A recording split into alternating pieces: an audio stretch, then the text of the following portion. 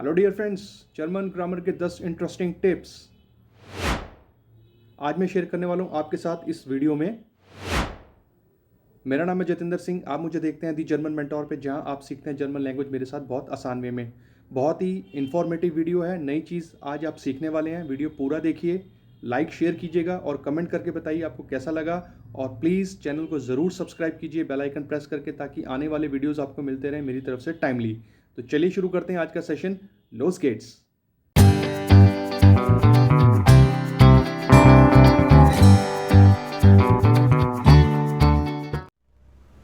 Okay तो friends, फिर से वेलकम करता हूं दी जर्मन मेंटोर पे। मैं हूं जतिंदर सिंह। जैसा कि मैं आपको बता ही चुका हूं, आज मैं आपके साथ शेयर करूंगा जर्मन ग्रामर की 10 इंटरेस्टिंग टिप्स।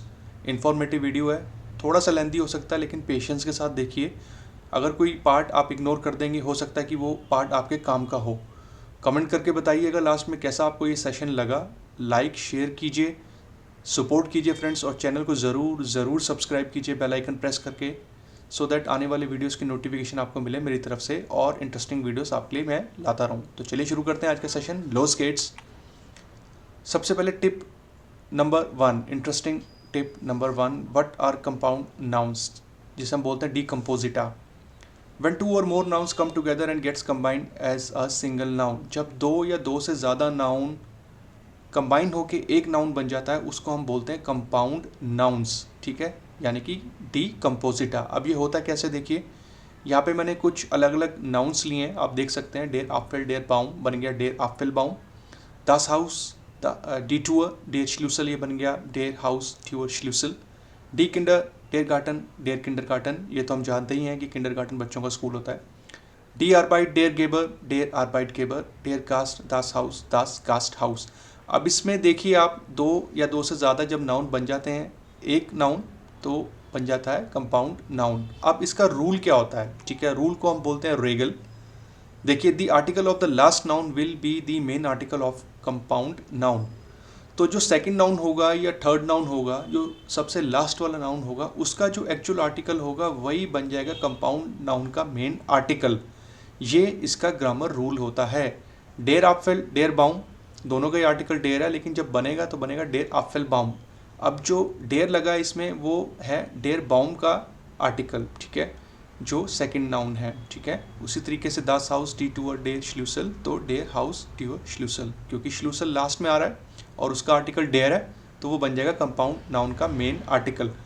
तो ये था कंपाउंड नाउन्स का कॉन्सेप्ट। इसका एक सेशन मैंने बहुत पहले बनाया था। डिटेल में अगर आपने सीखना हो तो चैनल पे जाइए, वो वीडियो देखिए, या उसका लिंक मैं आपको डिस्क्रिप्शन में दे दूंगा। तो ये था इंटरेस्टिंग टिप नंबर 1, जब आप कंपाउंड नाउन्स बना रहे हैं तो आपको क्या ध्यान रखना है। ठीक है, आगे बढ़ते हैं। Interesting fact number 2, umlaut tips and shortcut commands. जैसा कि आप जानते ही हैं कि जर्मन लैंग्वेज के अंदर 3 उमलाउट वर्ड्स होते हैं, आ उमलाउट, ओ उमलाउट और ऊ उमलाउट।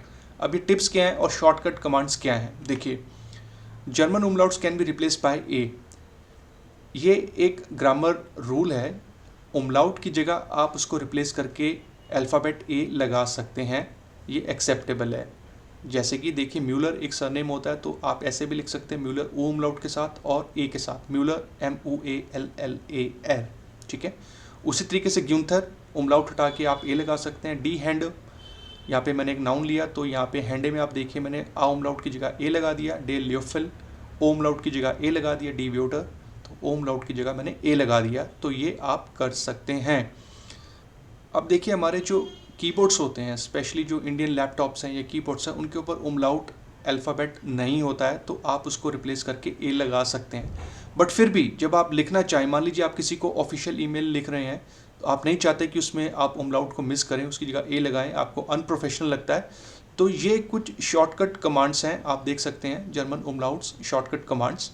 आ उमलाउट के लिए Alt +0228, ओ उमलाउट के लिए Alt +0246, उमलाउट के लिए Alt +0252, एसेट के लिए Alt +0223।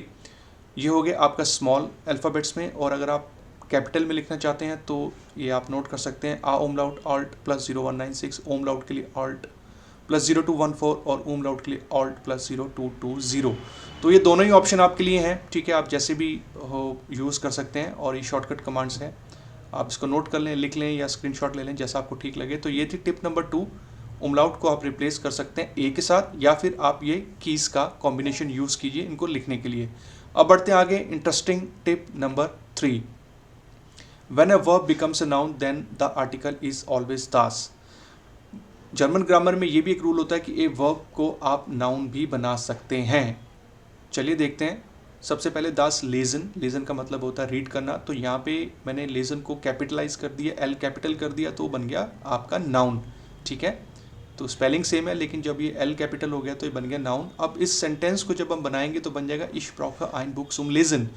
ठीक है, जैसे कि आप जानते हैं कि पढ़ने के लिए आपको कोई चीज़ चाहिए, ठीक है, वो कोई नॉवल हो सकता है, बुक हो सकती है, कोई भी चीज़ हो सकती है, तो यहाँ पे एक बुक आपका ऑब्जेक्ट है।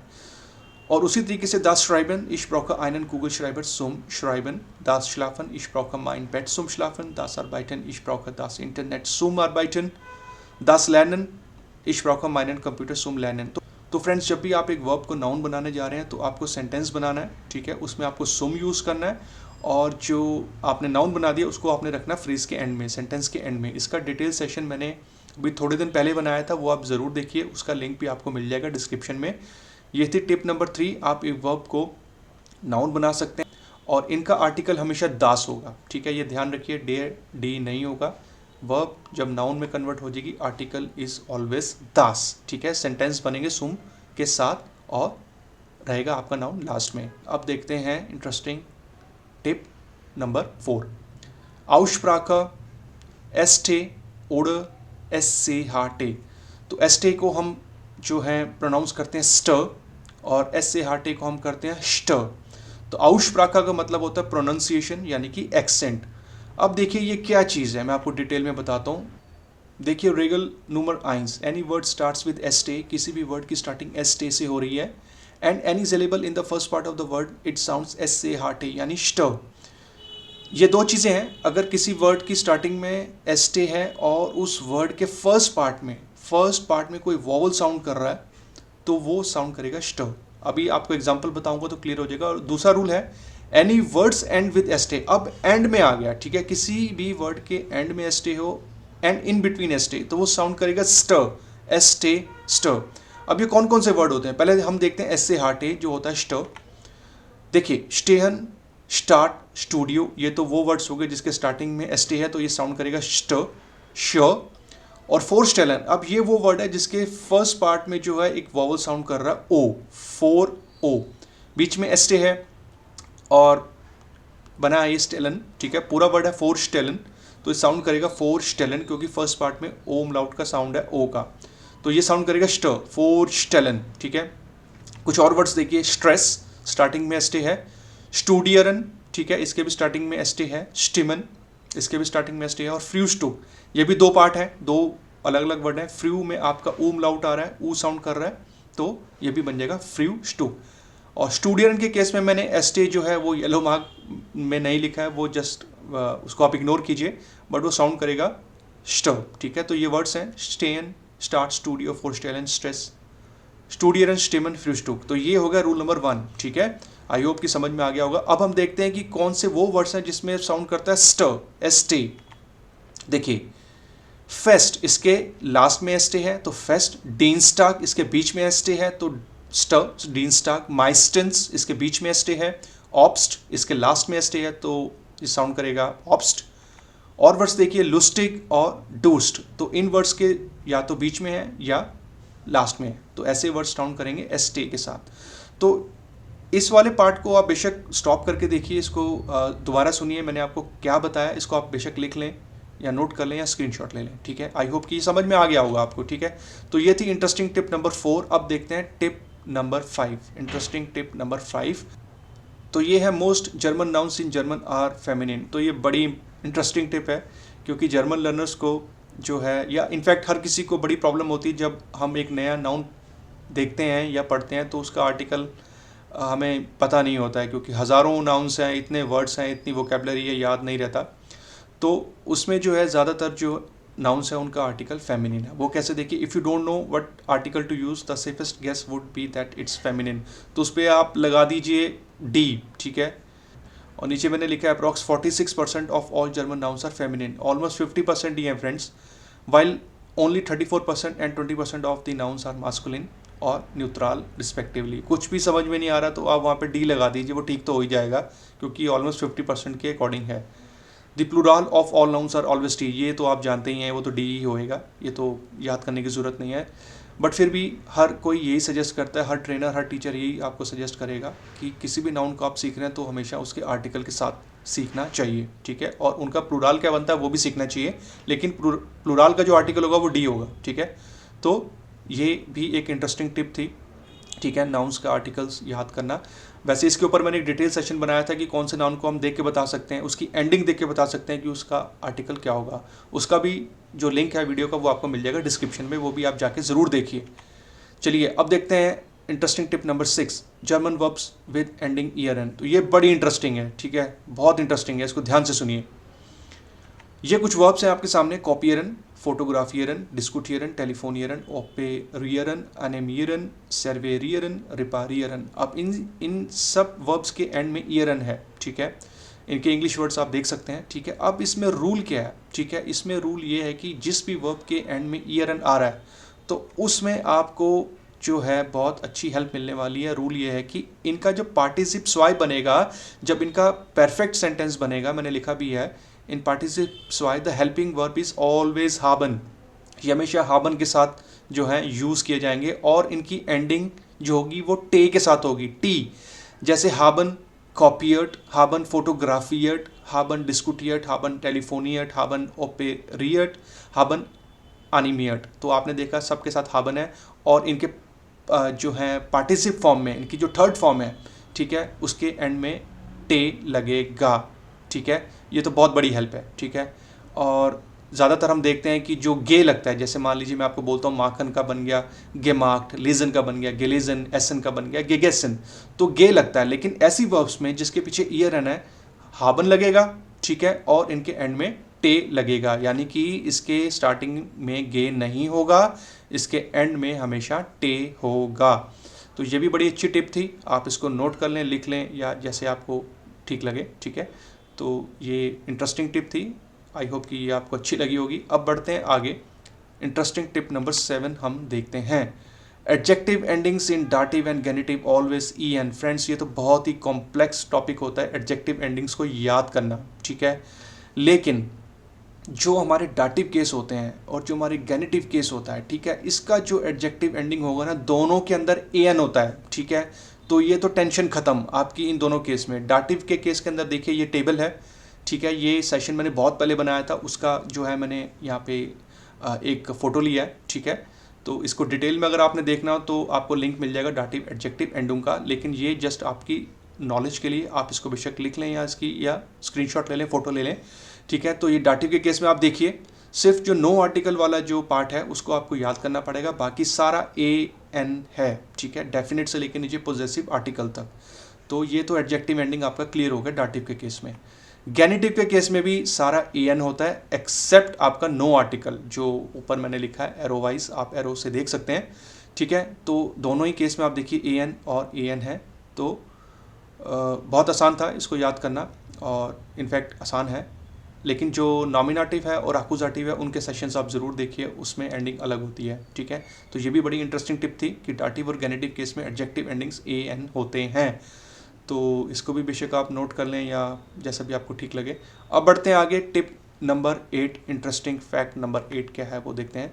आउशप्राखा लांग ओडर कोर्स। अब ये देखिए ये बड़ा इंटरेस्टिंग है, ठीक है। अगर आपको ये नहीं पता था तो ये आज आप अपने आप को करेक्ट कर लेंगे कि किस वर्ड को कैसे प्रोनाउंस किया जाता है। देखिए, तो rule number 1, regal, any German word having double consonant in it and followed by any vowel always having short pronunciation. अब ये क्या है, किसी भी वर्ड के अंदर कोई भी डबल कॉन्सोनेंट आ रहे हैं, कॉन्सोनेंट यानी कि वॉवल्स को छोड़ के जो वर्ड्स होते हैं, जो अल्फ़ाबेट्स होते हैं वो कॉन्सोनेंट्स होते हैं, और किसी भी वर्ड में वो डबल हैं और उसके आगे कोई वॉवल है, ठीक है, ए ई आई ओ यू जो होता है आ ई ए ओ ऊ, ठीक है, तो वो उसका जो प्रोनाउंसिएशन होता है वो शॉर्ट प्रोनाउंसिएशन होता है। वो कैसे, देखिए, कुर्स आउशप्राखा यानी कि शॉर्ट प्रोनाउंसिएशन। देखिए इसको मैं अगर बोलूँगा तो बोलूँगा शिफ, मिटर, बिटर, जोंटाक, फ्लूस, मन, फुसपाल। अब इन सब वर्ड्स में आप देखिए शिफ, डॉपल एफ, मिट डॉपल टे, बिटे में भी जो है डॉपल टे, जोंटाग में डॉपल एन, फ्लूस डॉपल एस, मान में डॉपल एन, और फुसबॉल ये जो एसेट होता है इसको आप डबल एस भी मान सकते हैं, तो ये डबल एस है और इसके आगे एक वॉवल है देखिए, ठीक है। तो जिस भी वर्ड के अंदर कॉन्सोनेंट डबल होंगे और उसके आगे कोई वॉवल होगा तो वो शॉर्ट प्रोनाउंस करेगा, ठीक है। दोबारा से सुनिए मैंने आपको क्या प्रोनाउंस किया। अब देखते हैं हम लांग आउश स्प्राखा, ठीक है, जिसमें ये चीज़ें नहीं है, ठीक है, तो वो उसका जो प्रोनाउंसिएशन होगा वो थोड़ा लंबा होगा, जैसे यार, हाफन, स्टार, फारन, सेन, जे, जेयर, हियर, ठीक है। इसमें जो प्रोनाउंसिएशन था ये शॉर्ट नहीं था, लेंदी था थोड़ा as compare to short pronunciation. तो ये भी बड़ी इंटरेस्टिंग टिप थी, इसको भी आप नोट कर लें, ठीक है। आई होप ये आपके बहुत काम आएगी जब आप अपना जो है एक्सप्रेशन ठीक करेंगे। तो फ्रेंड्स यहाँ तक हमने देख लिए 8 इंटरेस्टिंग टिप्स, अब बचते हैं 2 और, ठीक है। आगे बढ़ते हैं। इंटरेस्टिंग टिप नंबर 9, ये बहुत ही इंटरेस्टिंग होने वाला है। अब देखिए, जैसा कि हम स्टार्टिंग से ही पढ़ना शुरू कर देते हैं, हमें यही सिखाया जाता है कि ये हमारे 9 सब्जेक्ट्स होते हैं। Total number of German subjects are 9, ठीक है, लेकिन ये 9 नहीं होते, ये 10 होते हैं। देखिए हम क्या सीखते हैं, इश आई सिंगल होता है, दू होता है यू इनफॉर्मल सिंगल, जिसे हम बोलते हैं तू या तुम इनफॉर्मल वे में सिंगल पर्सन, एयर होता है ही सिंगल, जी होता है शी सिंगल, एस होता है इट सिंगल, वियर होता है हम सब वी प्लूराल, ईयर होता है यू ऑल इनफॉर्मल प्लूराल। तो ये दू का प्लूराल फॉर्म है इनफॉर्मल में, ठीक है। दू होता है तुम, ईयर होता है तुम लोग, ठीक है, इनफॉर्मल में प्लूराल। अब नीचे होता है इसके जी, यू आप फॉर्मल सिंगुलर, और नीचे जो जी है ये होता है दे प्लूराल। अब देखिए दू का तो कॉम्बिनेशन बन जाएगा ईयर के साथ, दू है सिंगल, ईयर है आपका डबल या उससे ज़्यादा, लेकिन दोनों इनफॉर्मल हैं। लेकिन जो जी है यू फॉर्मल सिंगुलर आप, अब आप लोग भी तो हो सकता है, फॉर्मल वे में बहुत सारे लोग भी तो हो सकते हैं, अब उसका सब्जेक्ट क्या होगा, ठीक है। तो फ्रेंड्स उसका भी जी ही होता है, ठीक है। तो ये है एक्चुअल में सब्जेक्ट्स। आप देखिए इश से लेके जी तक, दे तक, वो सारे बिल्कुल सेम है जो मैंने लिखे। तो जी है जो, ये होता है यू फॉर्मल प्लूराल के केस में, आप सब लोग, ठीक है। तो ये टोटल 10 होते हैं फ्रेंड्स, ठीक है। तो हमने भी ऐसे सीखे थे, मैंने भी ऐसे सीखे थे कि ये इस तरीके से सिखाया जाता है, लेकिन एक्चुअल में ये 10 होते हैं, और ये मुझे बहुत किसी सीनियर ट्रेनर ने, एक टीचर ने बताया था, और ये जहाँ से मैंने जर्मन सीखी है वहाँ से, ठीक है। तो ये आपको शायद आज पहली बार पता लगा होगा, पहले पता था तो शायद आपको रिवाइज़ हो गया, अगर नहीं पता था तो ये बड़ी इंटरेस्टिंग चीज़ मैंने आपके साथ शेयर करी, जो मैं उम्मीद करता हूँ। अब आज के सेशन की लास्ट टिप देख लेते हैं, टिप नंबर 10, ठीक है। देखिए सेपरेबल वर्ब्स प्रीफिक्सेस ट्रेन बार वर्बन जिसे हम बोलते हैं, ठीक है। तो ट्रेन बारन वर्ब आपको मालूम ही है कि जिसका प्रीफिक्स सेपरेट होकर सेंटेंस के एंड में चला जाता है, ठीक है। इसका सेशन डिटेल में देखना हो तो लिंक आपको मिल जाएगा डिस्क्रिप्शन में ट्रेन बारन वर्ब का। अब ये जो प्रीफिक्सेस हैं आप नोट कर लीजिए, ये टोटल प्रीफिक्स हैं ट्रेन बारन वर्ब्स के।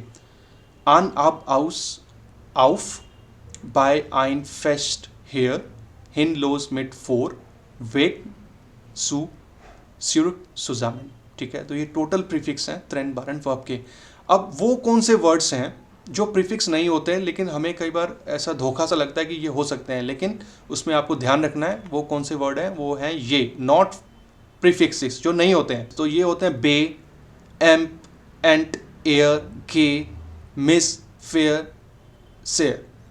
तो फ्रेंड्स ये हैं नॉट प्रीफिक्सेस वाले वर्ड्स, जैसे बिकॉमन होता है, एम्फेलन होता है, और बहुत सारी वर्ब्स होती हैं जिनके आगे ये वर्ड्स लगे होते हैं। तो उसमें आपने कंफ्यूज नहीं होना है, ये प्रीफिक्स नहीं है, ये ट्रेन बारन वर्ब्स नहीं है। ट्रेन बारन वर्ब्स कौन सी हैं, प्रीफिक्स कौन से हैं, जो आपके लेफ्ट साइड पे लिखे हुए हैं, ठीक है। तो फ्रेंड्स ये था आज का सेशन। मैंने कंटेंट के अलावा आज आपको वो 10 चीज़ें बताई जो शायद हो सकता है आपके लिए नहीं हो, कुछ आप जानते हो। तो जिनको बिल्कुल नहीं पता था तो उनके लिए तो बहुत अच्छा सेशन ये रहा होगा, मैं ऐसा उम्मीद करता हूँ। कमेंट करके ज़रूर बताइए ये आपको कैसा लगा, और लाइक और शेयर कीजिए, सपोर्ट कीजिए फ्रेंड्स, ठीक है। चैनल को ज़रूर सब्सक्राइब कीजिए, क्योंकि सेशंस को बनाने में मेहनत लगती है, और ये सारी वो चीज़ें जो मैंने ओवर द पीरियड सीखी हैं, ठीक है, जो मैं आपके साथ शेयर करता हूँ इस चैनल पर, जो आप कहीं और शायद देखने को ना मिले। देखिए, पढ़ने और पढ़ाने का तरीका सबका अलग अलग होता है, ठीक है। आप बहुत सारे ट्रेनर्स हैं और टीचर्स हैं जो अलग अलग तरीके से पढ़ाते हैं, तो जिसका जो अच्छा है उसको ग्रैब कर लीजिए, मैं ऐसा मानता हूँ, ठीक है। जिसका जो अच्छा है उसको आप ग्रैब कर लीजिए, ठीक है। तो मैं ज़्यादातर फोकस करता हूँ जर्मन ग्रामर के ऊपर, क्योंकि देखिए एग्ज़ाम आप देने जा रहे हैं, एग्ज़ाम का जो है कंटेंट आपको मालूम है, ठीक है, कैसा एग्ज़ाम आना है, उसका पैटर्न क्या है, ठीक है। लेकिन यूज़ क्या होनी है, जर्मन। जर्मन के अंदर क्या है, ग्रामर। तो मैं वो ज़्यादा कंटेंट बताता हूँ इस चैनल पे। और लास्ट में आपसे बोलूँगा, दी जर्मन मेंटोर पे आपने वीडियो देखा, thanks for watching. Like share subscribe please friends ज़रूर कर दीजिए, और जल्दी मिलूँगा एक नए वीडियो में। ध्यान रखिए, सेफ रहिए, जर्मन पढ़ते रहिए इसी चैनल पे, और बोलूँगा आपको बिस बाल्ड, च्यूस, auf Wiedersehen।